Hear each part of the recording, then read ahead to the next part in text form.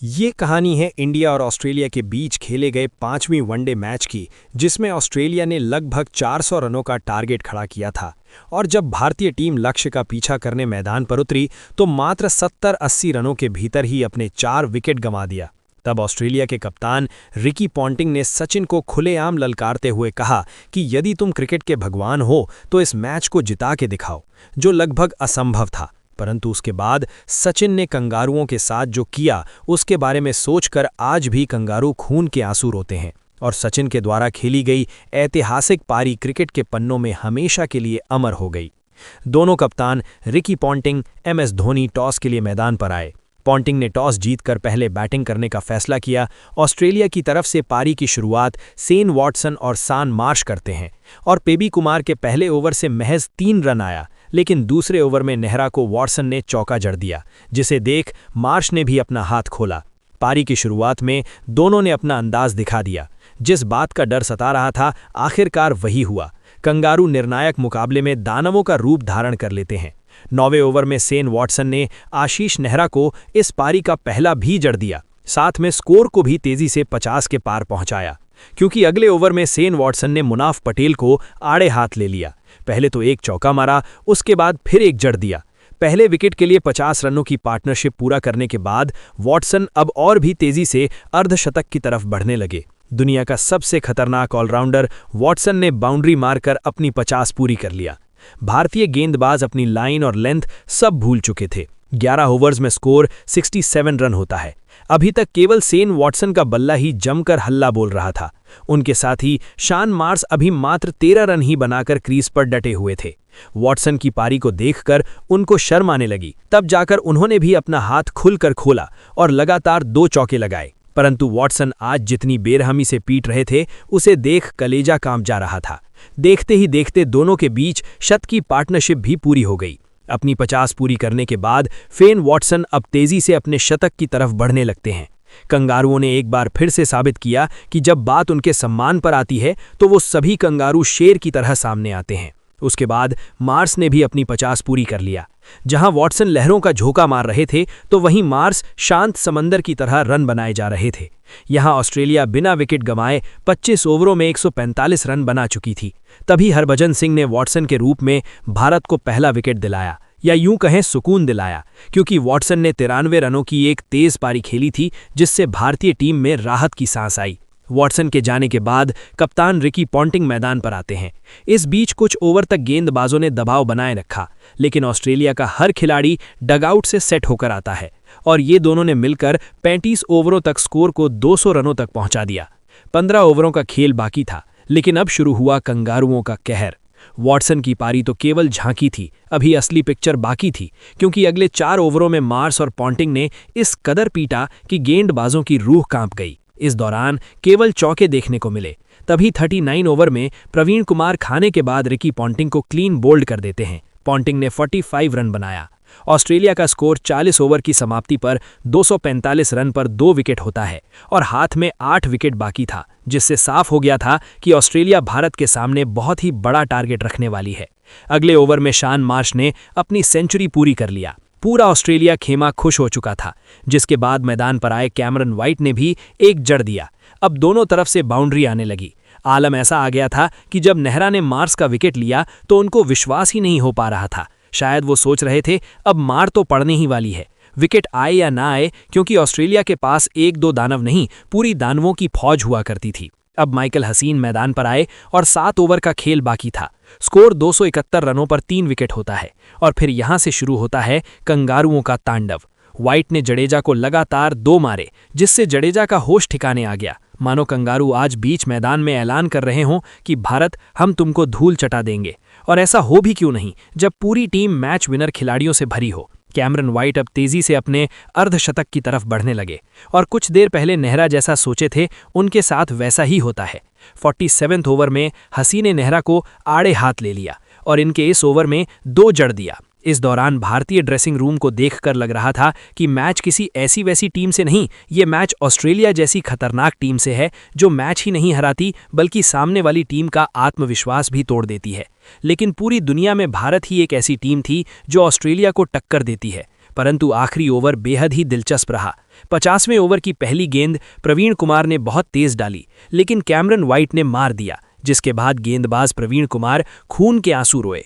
इस ओवर से 16 रन आया और कैमरन व्हाइट की 50 भी आई। इन दोनों के खतरनाक चेहरे बयां कर रहे थे कि ये कितने बेरहम हैं। जैसे तैसे ये ओवर खत्म हुआ, साथ में कैमरन व्हाइट की पारी भी। ऑस्ट्रेलिया ने 50 ओवर की समाप्ति पर 350 रन बना दिया। उस वक्त इतना बड़ा स्कोर 400 के बराबर माना जाता था और यही भारतीय टीम पिछले मैच में बुरी तरह हारी थी, क्योंकि चौथे वनडे मैच में ऑस्ट्रेलिया पहले बैटिंग करी थी, जिसमें सेन वॉटसन ने 49 रन, रिकी बॉन्टिंग ने 52, कैमरन व्हाइट ने 62 और माइकल हसी की 40 रनों की पारी की मदद से ऑस्ट्रेलिया ने भारत के सामने 250 रनों का ठीक-ठाक टारगेट रखा था। लेकिन जब दूसरी पारी में भारतीय बल्लेबाज लक्ष्य का पीछा करने मैदान पर उतरे तो एक-एक कर सभी पवेलियन चल दिए और पूरी टीम मात्र 226 रनों पर ही ऑल आउट हो गई, जिसमें सचिन ने सबसे ज्यादा 40 रन बनाया था। ऐसे में इस भारतीय टीम से ये उम्मीद करना कि 350 का टारगेट चेस कर लेगी, बहुत बड़ी गलतफहमी है। माना कि सचिन क्रिकेट के भगवान हैं, पर उनको हर मैच में रन बनाना इतना आसान भी नहीं है। यानी भारत के सामने बहुत ही बड़ी चुनौती थी। और यदि आप चाहते हैं कि सचिन की पारी ऑस्ट्रेलिया के घमंड को तोड़ दे तो वीडियो को लाइक और हाइप दें। अब भारत के सामने एक असंभव सा लक्ष्य था, क्योंकि उनकी गेंदबाजी जितनी खतरनाक थी, उससे कहीं ज्यादा वो स्लेज के लिए जाने जाते थे। उनके पास ऐसे रफ्तार के सौदागर थे जो बीच मैदान में ही बल्लेबाज को मौत के घाट उतार देते थे। उनकी गेंदबाजी का लाइनअप ऐसा था कि सामने वाली टीम कुछ रनों पे ही ध्वस्त हो जाती थी। उस वक्त ऑस्ट्रेलिया की गेंदबाजी इतनी खतरनाक थी कि किसी भी टीम की धरोहर को गिराने की माद्दा रखती थी। ऐसे में सचिन तेंदुलकर और वीरेंद्र सहवाग की जोड़ी मैदान पर आती है और सामने खड़ा था रफ्तार का सौदागर मिचेल जॉनसन, अपने करियर के पीक टाइम पर। जब सचिन सहवाग उनके सामने अपने शॉट्स खेलने में नाकाम हो रहे थे, शॉट्स खेलने से कहीं ज्यादा जरूरी था इन दोनों का क्रीज पर खड़ा रहना, क्योंकि यदि इन दोनों में से कोई भी जल्दी आउट हो जाता तो मैच यहीं पर खत्म हो जाता। आज कुछ ही रन बनाकर सचिन तेंदुलकर ने वनडे क्रिकेट इतिहास में 17,000 रन भी पूरा कर लिया, जिसके बाद स्टेडियम में ऐसा शोर मचा कि एक बार आप सुनिए। That's it. 17,000 runs to the little champion. What an effort. What a fantastic cricketer. And look at the crowd. Look at the crowd. ये दोनों बल्लेबाज शुरुआती ओवरों में कंगारुओं का डर कर सामना कर रहे थे, परंतु इस मैच में प्रहार करना भी जरूरी था, क्योंकि टारगेट बड़ा था और टीम भी बड़ी थी। ऐसे में मैच भी बड़ा था। रिक्वायर्ड रन रेट लगातार बढ़ता जा रहा था। तभी छठे ओवर में सहवाग के बल्ले से एक दनदनाता हुआ छक्का निकलता है, जिसे देख दर्शकों को जीत की उम्मीद जागी और ऐसा शोर मचाया कि कंगारुओं के कान फटने लगे। उसके अगले ओवर में सचिन तेंदुलकर के इस चौके को देखकर पॉन्टिंग भी सोचने पर मजबूर हो गया। उसके बाद सहवाग ने इस बाउंसर पर चौका मारा, जिसे देखी पॉन्टिंग और भी चिंतित होने लगा। सहवाग यहीं पर नहीं रुके, इस ओवर की आखिरी गेंद को भी चौके के लिए भेज दिया। ऑस्ट्रेलिया की नजरों में यह हमला अचानक हुआ था। इसी के चलते बॉलिंग्स ने नो बॉल डाल दिया, जिस पर सचिन तेंदुलकर ने चौका जड़ दिया। अब अगली गेंद फ्री हिट मिलती है और उस गेंद पर सचिन तेंदुलकर ने शानदार कवर पॉइंट की दिशा में शानदार चौका मारकर बता दिया कि आज हम रुकने वाले नहीं हैं। लगातार कुछ बाउंड्रीज आईं, जिसे देखने के बाद ऑस्ट्रेलिया खेमे में पैनिक होने लगी। ऐसे में उसी ओवर की 5वीं बॉल पर सहवाग ने एक चौका जड़कर ऑस्ट्रेलिया को सदमे में ला दिया। इन दोनों की आक्रामकता को देख कंगारू थर-थर कांपने लगे। लेकिन इसी ओवर में कुछ ऐसा हुआ जिससे पूरे स्टेडियम में सन्नाटा पसर गया। वीरेंद्र सहवाग एक शॉर्ट गेंद पर कैच थमा बैठे। इनके जाने के बाद गौतम गंभीर मैदान पर आते हैं। यहां भारतीय टीम का स्कोर 9 ओवर की समाप्ति पर 66 रनों पर 1 विकेट होता है। विकेट गिरने के बाद भी सचिन उसी अंदाज में बैटिंग जारी रखते हैं। अभी तक मैच धीरे धीरे आगे बढ़ रहा था, परंतु रन बुलेट ट्रेन की तरह रफ्तार से भागे जा रहा था, जिससे अब कंगारू के मन में भी स्लेचिंग करने का ख्याल आने लगता है। गौतम गंभीर भी अपनी पारी का पहला चौका लगा दिया, लेकिन जब छोटी सी पार्टनरशिप हुई तभी गौतम गंभीर बाउंड्री पर कैच थमाकर आउट हो गए, जिससे अब ऑस्ट्रेलिया को समझ आ गया था कि एक तरफ से विकेट गिराते रहेंगे। गौतम गंभीर 8 रन बनाकर आउट हो गए। अब मैदान पर पर वो शख्स आता है जिसने ऑस्ट्रेलिया के नाक में दम कर रखा था, युवराज सिंह। अब भारतीय टीम का स्कोर 100 के करीब पहुंच रहा था, क्योंकि सचिन आज शानदार खेल दिखा रहे थे। सचिन इकलौते ऐसे बल्लेबाज थे जो लगातार ऑस्ट्रेलिया की खबर ले रहे थे। तभी सचिन का 50 पूरा हुआ और टीम 100 के पार पहुंची। रन लगातार आ रहे थे, परंतु चिंता की बात यह थी कि केवल सचिन के बल्ले से। तभी युवराज ने एक शानदार चौका लगाकर पारी की शुरुआत किया, लेकिन आगे कुछ ऐसा होने वाला था जिसकी कल्पना किसी ने नहीं करा था। पर डर सबको होता है, और हुआ भी कुछ ऐसा ही। टीम इंडिया एक बार फिर से पैनिक कर जाती है। युवराज सिंह को शेन वॉटसन ने अपने ही गेंद पर स्लोअर वन में फंसा लिया और 126 के स्कोर पर तीसरा झटका दे दिया। कंगारुओं के नजरिए से ये उनके लिए बहुत ही बड़ा विकेट था, क्योंकि युवराज ने उनके खिलाफ जो किया था वो इतिहास था। युवराज सिंह के जाने के बाद कप्तान MS धोनी मैदान पर आते हैं। सचिन ने सोचा कि धोनी का साथ जरूर मिलेगा, तभी अपनी विस्फोटक पारी को जारी रखते हैं और 21वें ओवर में 2 बाउंड्री मारकर स्कोर को 141 तक पहुंचा दिया। 21 ओवरों बाद ऑस्ट्रेलिया टीम 127 रन बनाई थी, परंतु उसने कोई विकेट नहीं गंवाया था। अब जब 29 ओवरों में 201 रन चाहिए थे, तभी सचिन के बल्ले से एक छक्का निकलता है, जिससे दर्शकों में जश्न का माहौल छा गया। एक नहीं, लगातार 2 छक्के लगाए, जिसके बाद गेंदबाज भी पानी मांगने लगा। भारत का स्कोर भी 150 के पार चला गया, परंतु फिर से भारतीय टीम को एक बड़ा झटका लगता है। MS धोनी आउट हो गए। इस पूरे मैच में जब भी एक पार्टनरशिप बनती थी, तभी एक विकेट गिर जाता था, जो कंगारुओं के लिए संजीवनी था। जहां कुछ देर पहले शोर था, अब उसमें मातम पसरा था, क्योंकि कप्तान ने मात्र 6 रन बनाया था। भारत के पिछले 3 बल्लेबाज गौतम गंभीर, युवराज सिंह और महेंद्र सिंह धोनी दहाई का आंकड़ा भी नहीं छू पाए थे। यहां पर तो कंगारुओं को भी साफ हो गया था कि भारत ये मैच हार जाएगा, लेकिन अब वो सोच रहे थे कि भारत को बहुत ही बुरी तरह हराएंगे, और उसमें रोड़ा बने थे सचिन तेंदुलकर। इसीलिए रिक्की पॉन्टिंग उनको निशाना बनाता है। रिक्की पॉन्टिंग जबरदस्ती सचिन से झगड़ने लगा। पॉन्टिंग ने कहा, सुना है तू क्रिकेट का भगवान है, दम है तो इस मैच को जिता के दिखा। बार बार सचिन को स्लेज कर रहा था। जब आपका विरोधी आपको ललकार रहा हो तो सचिन भी कैसे पीछे हट सकते थे। सचिन ने भी इस चैलेंज को स्वीकार कर लिया, लेकिन इस वक्त सचिन ने अपना आपा नहीं खोया, क्योंकि वो 90s में थे और कंगारू उनका ध्यान भटकाकर उनको आउट करना चाहते थे, ताकि सचिन अपना शतक न पूरा कर सके।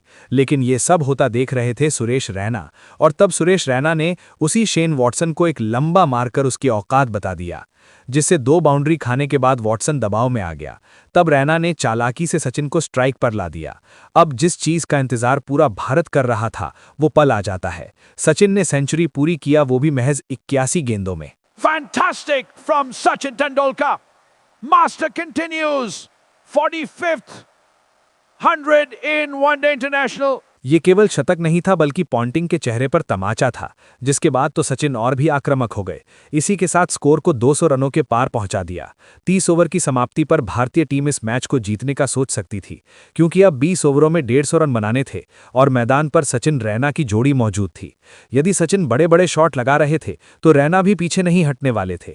इन दोनों की विस्फोटक पारी को देखकर ऐसा लग रहा था कि टीम 50 ओवर से पहले ही मैच जीत जाएगी।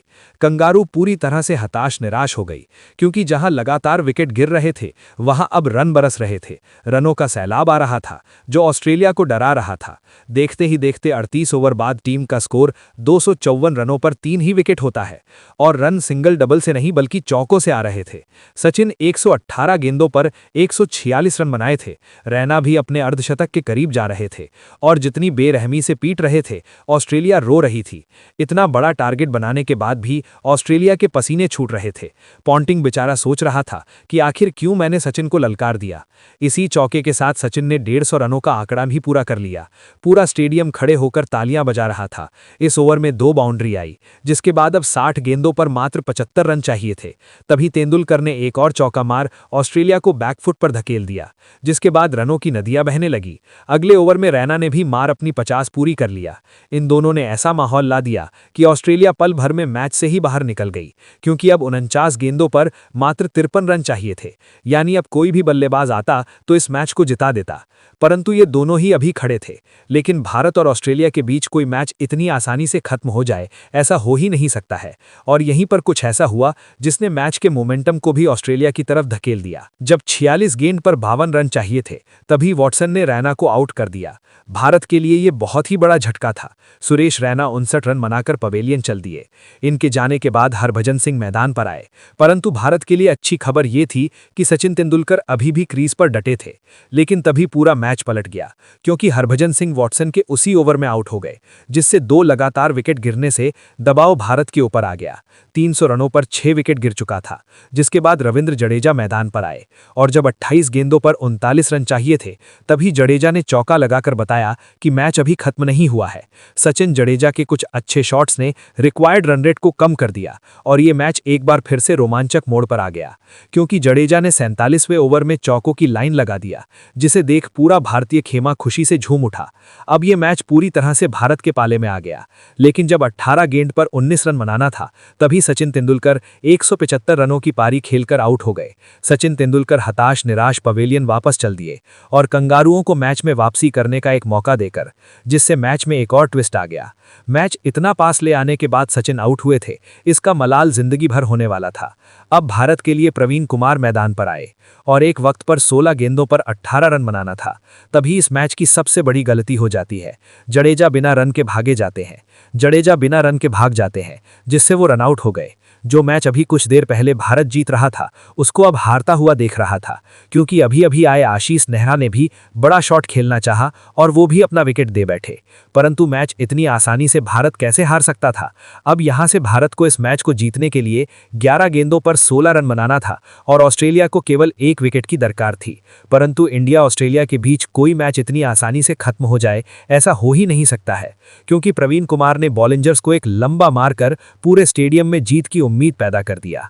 Praveen Kumar, this is not over. इस एक ने ऑस्ट्रेलिया के पैरों तले जमीन खिसका दिया। ये मैच एक बार नहीं कई बार करवटें बदल रहा था, जिससे साबित हो गया कि जब दुनिया की 2 बेस्ट टीम आपस में टकराती हैं तो मैच कुछ इसी तरह चलता है, क्योंकि दोनों टीमें हार नहीं मानती हैं, आखिरी दम तक आखिरी गेंद तक लड़ती रहती हैं। और जब आखिरी ओवर में 3 गेंदों पर 5 रनों की जरूरत थी, तभी प्रवीण कुमार स्ट्राइक पर आने के चक्कर में रनआउट हो गए और यहीं पर भारत ये मैच हार गया। भारत भले ही ये मैच 4 रनों से हार गया, लेकिन कंगारुओं को पता चल गया कि भारत ये मैच जीता ही है और सचिन तेंदुलकर की 175 रनों की तूफानी पारी जीत भले ही नहीं दिला सकी, परंतु कंगारुओं को उनकी औकात जरूर बता दिया। कंगारू जिस टीम को 200 रनों के भीतर ऑल आउट करना चाहते थे, वो टीम 350 के करीब पहुंच गई। वो तो जडेजा की गलती की वजह से ये मैच हम हार गए, वरना एक ऐतिहासिक जीत होती। मैच खत्म होने के बाद रिकी पॉन्टिंग ने भी सचिन की सराहना किया। और यदि वीडियो पसंद आई हो तो वीडियो को लाइक करके चैनल को सब्सक्राइब जरूर कीजिएगा। मिलते हैं अगले वीडियो में।